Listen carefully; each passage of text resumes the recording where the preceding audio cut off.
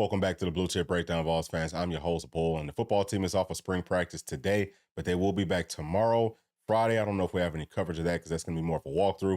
And then obviously on Saturday for the big orange and white game. So in today's video, we'll be talking about Coach Kim Caldwell's press conference yesterday. I think that she did a really good job. And also, we got to talk about this transfer portal, okay, for the basketball team because we lost a few really good players. And also for the football team, I'm going to tell you who I think should kind of be on portal watch for our volunteers as we're heading into the end of spring and that window is about to open up. But before we get into it, do us a really big favor. Please make sure to like and subscribe to the channel. All right, so first let's talk about our new Lady Vols head basketball coach, Kim Caldwell. Love what she said. Love the way that she said it. Several things. Obviously, talking about how exciting her brand of basketball is going to be. We're going to score a whole bunch of points. We're going to get turnovers. We're going to play pressure defense. That's what we kind of learned as we started to figure out who she was as a coach. And I love that style of play, okay? I love it for the fact that I think that it's going to work very well. Now, I talked about it not being necessarily my favorite style of play, but I feel like, she runs it well. And once she gets the talent in that she needs, we can definitely expect for this team to be back to that championship prominence that we are all used to. And I also love the way that she paid homage to the GOAT Pat Summitt and the way that she talked about Tennessee's traditions. Things like that obviously go a very long way with this university, with our fan base. And she got that right off the rip. So she knows her audience well, and she spoke to that. I also want to just go off on a quick side note here, because whenever you look at the landscape of women's sports, it's better than it's ever been. I mean, there's a whole lot of coverage on women's sports from all of the big media outlets. You even hear Shannon Sharp and Ocho Cinco talking about a lot of these women's players. So, I love that. I love to see that. I think that Pat Summitt, okay, and I don't know her personally, so I don't want to really speak out of turn here, but I think that she will be very happy with the landscape of women's sports in general. And that's not just from a basketball perspective, but literally all of the sports. And, Tennessee has always done a really good job of being forward thinking with things like this. We have supported our women's sports, not even just on a college level, but all the way up through, high school, everything. I mean, we just love our sports. And we're seeing a lot of these women's players are getting more in NIL than the men's players, okay, which is huge. And also Caitlin Clark is getting offered like $5 million to go off and play with the big three. So again, I just think that Pat Summitt would be very proud of her imprint, because whenever you look at the totality of women's sports, okay, not just basketball, I think obviously she's the GOAT whenever it comes to women's basketball, whenever you talk about it from top to bottom. But if you're just talking about the landscape and how much progress there has been with women's sports in general, I think that Pat Summitt has got to be on that Mount Rushmore, right? She's had such a huge impact, and I'm just very happy, and thankful for what she did for this university. And for me, it was just really big, for Coach Kim Caldwell to come in and pay homage to Pat Summitt the way that she did. But we've got to get to the end of that, okay? We got to get to the end of that press conference, because right there at the end, she, it has this stare off with John Adams. And some people may not understand where that came from, but we're going to talk about that here in just a second. But that got me fired up more than anything. It was a perfect mic drop. It was a perfect way to kind of, set the tone, as she's leaving off of the podium for everyone to know where she stands. I mean, you could tell that she is just fierce. And I absolutely love that. But basically, this is the article, okay, from John Adams over there at the Knox News Sentinel. And he's basically saying that whenever he heard that Coach Kim Caldwell was going to be the head coach, he thought that it was a joke. So I know that she didn't take that too well, and we're going to play this clip right here so that you can hear the exchange whenever John Adams gets the final question of the press conference. John Adams, Knoxville News Sentinel. Kim, do you think your style of play can translate to the higher level, or do you think you'll need to modify it a little bit? I wouldn't be here if I didn't think we could do it here. All right. And if looks could kill, right? I mean, literally the stare down and the eye roll right there at the end. That was a great mic drop. And it just shows how fierce she is. It shows that she's tough and that she's a fighter. And that's what you want out of your head coach. You want someone that can be a leader in that perspective and that's not going to back down from those challenges, because obviously she's going to have a whole lot of them just making this transition from Marshall to the University of Tennessee. But I mean, I trust in her fully to be able to get this thing figured out. And, as I've learned more about her, I've, grown to love her a little bit more. Now, I want to add some more context to what John Adams said at the end of that article, because it wasn't all bad. He actually kind of cleaned it up right there at the end, and he draws some correlations between Coach Kim Caldwell and Billy Donovan, who was also at Marshall before he went on to Florida to win back-to-back national championships with the Florida Gators. And he draws the correlation between her and Bruce Pearl, okay, who was also at a lower classification school before he came up to Tennessee. Now he's doing a really great job over there at Auburn. So I think that he did, at least he tried to do a pretty good job of cleaning it up.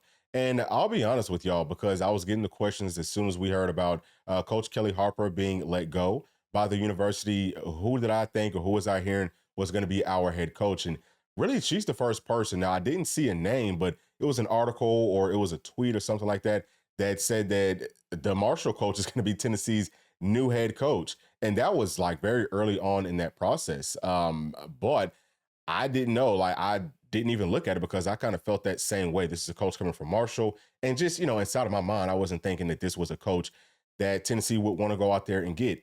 Again, without having done any research on it, I didn't know anything about Marshall's team, about their players, or, about their coaching staff.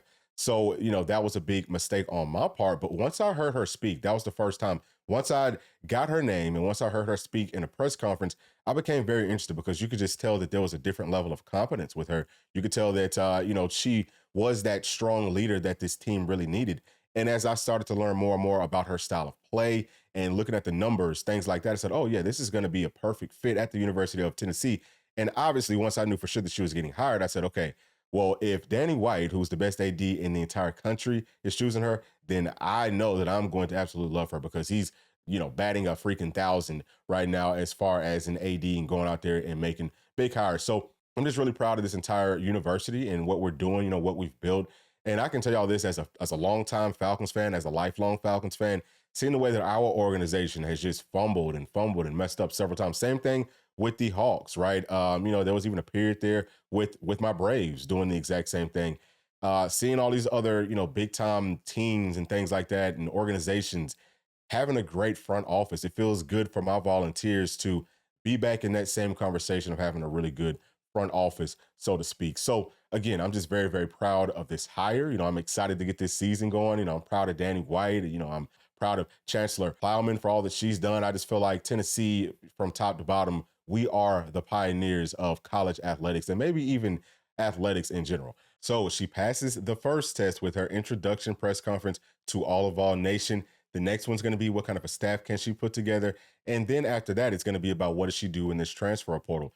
And that's not just about who she goes out there and gets, but who's she going to retain on this roster. Now, I don't know exactly who's going to fit into her scheme, but she's got to identify that. And clearly she's going to have to build the trust with the players, but that's going to take some time, right? I mean, that's probably going to take a few weeks to months, things like that before that happens. But really, she's going to have to find a way to go out and get players that fit her style of play. So the transfer portal, which is going to be closing May the 1st, is going to be really, really critical for her. She's got a lot to get done in a very short period of time. And the men's basketball team does as well, because we lost 3 pretty good players. Okay. Well, actually 3 really good players. It was just the 2 of them were freshmen. And then, Tobe Awaka was the guy that a lot of us were looking at to potentially be a starter next season or, maybe even earn some more minutes. And we can see right here that he got 459 minutes. And Tobe was a player that wasn't very highly coveted coming out of high school. Now, I've heard that he didn't have any offers outside of Tennessee. I don't know how true that is because whenever I look on some of these sites,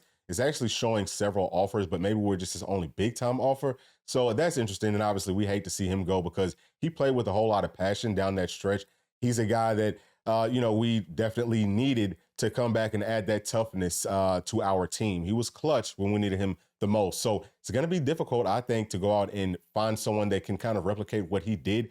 But at the same time, there should be some bodies out there that can do it. And whenever I say replicate what he did, again, I'm talking about what he did from a mental perspective. That's the biggest thing to me. It's not just about the skill set, because you can have the best skill set in the entire world. If you don't do it when it counts, it's no good to us. So that's what I'm going to miss the most about Tobe. And, I kind of wish that he would reconsider. But the next player is going to be Freddie DeLeon. Okay. So he's a true freshman. He got 93 minutes last season, and he wasn't a huge contributor to this team, but he was a 4-star coming out of high school at the guard position at about 6'5", 6'6", maybe even 6'7". He had really good size, and, he was just a good player all around. So hate to lose him, but he's not really a big surprise. We figured that he was probably going to be hitting the portal. he's going to be tough, I think, to replace, especially because he's a younger guy. He's one that Holt would have stuck around with Coach Barnes and, developed himself into a guy that would have a lot more draft stock, right? Maybe in the next 2 to 3 seasons, and hopefully have been able to help Tennessee get to the Final Four and maybe get our first national title. Last player is going to be DJ Jefferson, who is also a 4-star guard coming out of high school. Okay, he's 6'6", 6'5", something like that. And he didn't play much, if at all, last season. So I don't know how much his skill set, would have been beneficial to us coming up this season. But anytime that you're losing 3 guys, I've heard from some of the insiders that we're down 4 to 5 scholarship players at this point. We're going to have to go out into that portal and, find pretty much an entire new team. So it's going to be very interesting. Obviously, we've still got ZZ coming back. We've still got Meshack coming back. Jonas is going to be back. JP is going to be back. So, we still have some of our guys that are going to be back. I also really liked Cam Carr, who I saw hit some threes. He's got a beautiful stroke. So that's something, maybe he can get worked into the rotation a little bit more. But let me just say this, okay? Because if I could talk to Coach Barnes, I would say, listen, please go out and get people who can score. We've seen it with Alabama, okay, getting all the way to the Final Four that, yes, defense is good. You need to have a good defense. But what I feel like really separated UConn from everyone else is that they had a bunch of guys that not only could, shoot the ball if they were open, but they could create their own shot. And they had length. And there were dogs, right? There were dogs in the mindset of, it doesn't matter if they get down. They're just going to keep on doing what they're doing. It doesn't matter if Zach Edey is 7'4", 7'5". We're going to come right at you. We're going to score over you. Like, we're going to play regular defense on you, and we're going to be better than you. And I think that Tennessee could get to that point because Coach Barnes does teach a little bit of that mindset with the way that we play defense, but we need players that just have that ingrained in them. That's something that's very hard to teach, especially the older that people get, that like you're either a dog or you're not. And when I say a dog, I mean tough and not afraid of nothing. I'm talking about the Jordans. I'm talking about the Kobes. That's what we need more of. And obviously, we're not going to find that as far as how they play out there on the court. But from a mental perspective, if we can find that, okay, if we can find those types of players, I don't even really too much care what their skill set is. It doesn't have to be phenomenal. Just find some rugged players that are tough. That's just for me personally. I think that goes such a long way in all sports, but especially in basketball, because you don't see a whole lot of that. And again, that's why I think that UConn was able to go off and win this national championship. So I don't really have any names for y'all to give as far as who we might go out into the portal and try to target. But, once I get some more information on that, we'll probably make an entire video just talking about that. Now, we did make one before, and I just kind of spoke about the same things. I want players with length. I want players that are dogs. So, we will come out with something being a little bit more specific with the names probably within the next week or so. All right, now let's switch gears to the football spring transfer portal window, which is going to be April the 16th to April the 30th. It's not a long time, so we're probably going to see some players entering in there very, very rapidly. And Josh Pate said that there's going to be a ton of chaos. I think that it's usually chaos, especially if players from your team are leaving, because usually you're not expecting for these guys to leave. So we'll see what happens. But I want to talk about 2 running backs. Now, we have gone back and forth on, will Tennessee get into the portal and try to go out and get another running back, or are we just going to stay put? We don't know, but we'll just say, just in case, if we were going to go out there, there's 2 names that have already emerged as potentially or, intending to enter into the transfer portal. And the first one is going to be Dallin Hayden, whose father, Aaron Hayden, played at Tennessee back in the 90s. Now he's talking about entering the portal and transferring away from Ohio State. That's a pretty deep running back room. He's about 5'10", 205, 210 pounds. But he was a 4-star coming out of high school. He's from Memphis, Tennessee. And, I like his skill set, okay, especially playing in the Big Ten. He had, 19 carries for 110 yards with 1 touchdown, a 5.8 yards per carry average in the Big Ten. That's a tough group, right? That's not a league that you would say, okay, this is going to be easy for you to run on. It might be one of the more difficult leagues to run in. And I love the way that he looks, right? He's got that burst. He's able to kind of get through those creases, and he runs tough. He runs physical. I think that if we are going to get into the portal, we need to find a bigger body back, because if Dylan Sampson is going to be our starter, he's about, 5'7", 5'8", and he's tough, but he's not the best pass blocker. So we need to find somebody, I feel like, who can do that at a really high level, because Besides him, we've got Deshaun Bishop, who's also not the biggest guy, might be a little bit bigger than Dylan Sampson is, but he's still not that big. And then we've got Keith, who's about 6'1", 230 pounds. He's got great size, and he's looked good blocking. But I mean, we need to add somebody else because we don't know if Peyton Lewis is going to be ready by kickoff. And we need to have, I would say, 4 to 5 guys that are going to be ready to rock and roll and really go by kickoff. So to me, I think he will be a pretty good option. I have heard from the insiders that it's probably not going to happen, but those same insiders don't think that we're going to be going into the portal, period. So maybe that's why they're saying it. I don't know if there's any, like behind the scenes stuff going on there that we wouldn't all be privy to. But I would say that he would be, just as of right now, probably number 1 on my list. Now, the next player in Damian Martinez is number 1 on a lot of people's list. And he's an even bigger body back, 6 feet tall, 232 pounds. He's going to be a junior next season. But, I mean, you can see his numbers, obviously, 6.1 yards per carry average. That's pretty impressive. Now, if you go watch his highlight tape, you're going to be very impressed, especially for him to be such a bigger body guy. I mean, he moves very well. He's quick, okay? He's explosive. He gets through tiny little creases, and he's got pretty good speed, especially for a running back of that size. He's got great hands. He's a very natural pass catcher. But I'm a little bit concerned on if his game is going to translate to the SEC because playing in the Pac-12, those defenses are going to be more like 7-on-7. It's not a whole lot of emphasis put on trying to stop the run because most of those offenses are going to be pass first, very pass heavy. And it's just not nearly as physical as the Big Ten or as the SEC. Heck, I don't think it's even as physical as the ACC from top to bottom. So that kind of concerns me. Also, seeing that he is a bigger body guy, and I'm not really seeing a whole lot of him finishing his runs very strong. You don't see him kind of running through that contact. That concerns me usually. Okay, typically, I don't want a bigger body running back that I don't want to say that he runs soft, but that's kind of just what it is, right? Like he kind of runs more soft, okay? Or you know what, maybe there's more finesse to his game than there is power. I don't like bigger body finesse backs. Just personally, just because from playing defense and from playing football for such a long time, I can tell you that was like a dream for any player on defense to have that big target that was going to try to juke you and stuff because especially, if you're playing at a skill position, they're not going to be quick enough to juke you.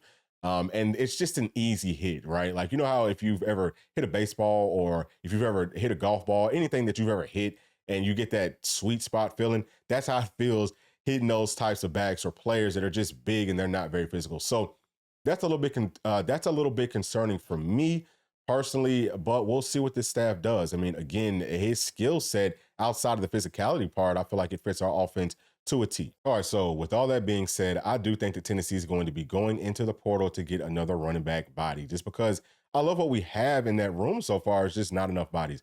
Running backs are going to take the biggest pounding, okay, at full speed. They get hit on almost every single play at full speed. So, I mean, the injuries happen. I mean, that's just what it is. And that's why running backs don't last that long playing football. We have to go out and find somebody else. I don't see any other way around that. If someone else does go down, God forbid, inside of that running back room, we're very shorthanded. And if it just so happens to be Dylan Sampson, I mean, we're also very young. So we've got to go out and get somebody. I would definitely recommend to go out and get someone that's a little bit older, kind of a veteran guy.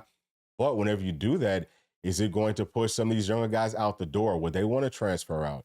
And that's going to be the thing that we have to navigate. So just in talking about Tennessee's players that could potentially end up leaving for that transfer portal, I would start off with that running backs room, especially if we go out and try to get someone. So if that does happen, now we're just kind of trading off. So maybe that's why the insiders are saying that they don't see it happening and you're just going to try to make do with what you have.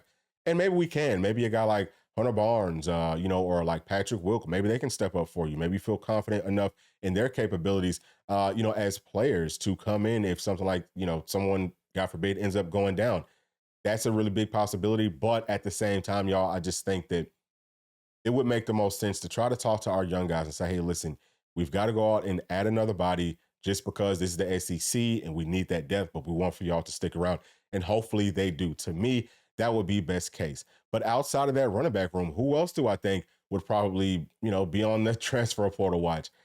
I would have to go with the deepest position groups on this team. And we all know that defensive line is the deepest. Now, it's really deep right now, but do some of those guys say, hey, I want to go somewhere else so that I can get even more playing time? I don't know if that happens. I don't necessarily see that happening. I think that they're very happy with that room. I feel like Coach Garner has done a great job of keeping everyone engaged by putting them inside of the game. Okay, pretty much everyone gets to play. I think that all of our defensive line from last year played at some point, and that's really, really big. I mean, obviously outside of the true freshmen that were redshirted, things like that. But if you're ready to play, then you're going to play. And if you're not ready to play here at Tennessee, then you're not really going to be ready to play at any other Power 5 program, mostly, okay? Maybe they could go to the Pac-12 or something like that and like they could, play early. I don't know. I just don't necessarily really see that happening, but I have to throw it out there because no one's talking about it. It's definitely a possibility. Now, one of the other very deep rooms that we'll, stay on defense is going to be in that secondary. It's deep from a talent perspective. I don't know if it's necessarily deep from a numbers perspective because if guys like Jordan Matthews and Christian Conyer, who, were pretty highly touted, especially Jordan Matthews. I mean, he was very highly touted coming out of high school. He was actually our highest rated corner in that class. And we see Ricky Gibson's probably going to be one of the starters, but do one of those two guys want to leave? Okay, that's going to be interesting. I also think that you could look at a guy like Christian Harrison, who's been at Tennessee for 3-4 seasons now and has barely played. Okay, if he's played at all, will he want to go on somewhere else? Is he going to want to try to come back home and play at a school like Georgia Tech? I mean, I don't know. He's going to have to transfer outside of the SEC. That's the thing about it. So I kind of feel like those guys are SEC guys and they might want to stay here. But again, you just never know. I would also throw in Andre Turrentine and John Slaughter because we don't know who's going to be starting right there at safety. Andre Turrentine, who actually transferred here, I believe, from Ohio State. He's been here or, he's been playing football for quite some time. So I know that he's going to be expecting to start because he's going to have aspirations to go on to the NFL. And what if John Slaughter starts over him? Because I still think that John Slaughter might be the better option at the other safety position. Does John Slaughter, want to leave if Andre Turrentine is starting? I mean, those two right there, I would say probably would have the highest likelihood, okay, out of our secondary pieces to transfer out if the other one is starting. But I also kind of feel like Jordan Matthews is really high up on that list as well. And we could also throw Christian Charles into that mix because he hasn't been able to stay healthy. Now, is he going to have a whole lot of stock if he wants to transfer out? I don't think that he would. He's a great athlete and he's played everywhere in our secondary from corner to star to, I think both safeties. So he can do it all. He's very versatile. Does he want to go? You know what I'm saying? Because I think that he is actually, getting kind of close to being back physically to play. But is he going to want to leave or does he want to try to stay here at Tennessee, which is, with the staff that knows him well, that's kind of seen him ball and, he may kind of get the benefit of the doubt in certain situations, or does he want to just kind of like start fresh? It's going to be tough, right? I mean, I do expect for us to lose a couple of players. The biggest question is, where is it going to come from? The next biggest room, okay, really, this room probably is actually bigger or it's deeper than the secondary room, and that is wide receiver. We've got a lot of bodies over there. Nathan Leacock will be number one on my list. Has not played very much with Tennessee at all. He hasn't been able to really stay healthy either, but very highly touted coming out of high school, okay? He's a guy that's still going to have some buzz surrounding him. I can tell you right now, a team like Auburn would love to have Nathan Leacock. So we'll see. Does he want to kind of stick around and try to, fight with what's a really deep wide receiver room and, a bunch of different areas? Or is he, again, going to want to start fresh and go somewhere else? I really hope that he sticks around. But we could also look at Chaz Nimrod as a guy who has, been a very versatile piece for us. We just talked about it yesterday, him moving from the outside to slot, and he's kind of moved back and forth. I think that he's played everywhere inside of that wide receiver room. So, another very highly touted player coming out of high school, I believe in Arkansas, 4-star guy, 6'3", 4'4", 40. I mean, just dynamic with the football in his hands. Hasn't seen a ton of playing time. Now, he did play pretty good, or, he played a pretty solid amount last season. But, does he want to go somewhere else where he can be the guy? Can say the same thing about Caleb Webb. Does he want to go somewhere where he can be the guy? You can say the same thing about Nate Spillman. How's he looking as far as being able to get some playing time? Now, his brother Edwin is on this team, so maybe he will stick around for those reasons. But if he's not seen the field, does he want to leave? I mean, you could really go on and on and on. What about Dante Thornton? Does he like the fact that Chris Brazzell's here? Does he want to say, hey, you know what? I don't even want to be competing for this playing time. I'm going to go somewhere where I am going to be the starter. He could do that, okay? So we're talking about a team that is deep right now at a lot of different positions, but what happens if a lot of these guys that we are counting on to be, key contributors for this team this season decide to hit the road and go somewhere else? I mean, the team could look very, very different. So as much as we like to talk about, hey, this is a championship caliber team. I think if we lose the right people, then, I mean, it could be very difficult. Now, I still think that we're going to find a way to win because the core of it is on that front seven. I just don't see too many of those players leaving unless, okay, you have a guy like Elijah Herring, also on defense at linebacker, decides, hey, I want to leave and I'm taking my brother Caleb with me, okay? That would be pretty detrimental. I don't think that it would be necessarily life-changing. You know, you love both of those players. You know, I think that Caleb has a very bright future as a pass rusher. But, I mean, things like this could happen. So I'm just throwing things out there. And honestly speaking, y'all, I don't think that most of what I just said is going to happen. So if I scared y'all, you know, I didn't mean to do that. I haven't heard that that's going to be happening. None of that. There's no real rumors out there. Again, the main players that I feel like we have to really watch, okay, like really, really watch, is going to be Jordan Matthews, Nathan Leacock, Christian Conyer, John Slaughter, and Andre Turntine. Those are my four. Outside of that, I think everyone else is going to be staying put. So y'all let me know y'all's thoughts down in the comments section, okay? And hopefully we can retain as many of our volunteers as we possibly can. That's going to be it for this video, though. Please make sure to like, subscribe, hit that notification bell, share with your friends, family, and other volunteer fans. And we'll see y'all in the next one. Thanks. Peace.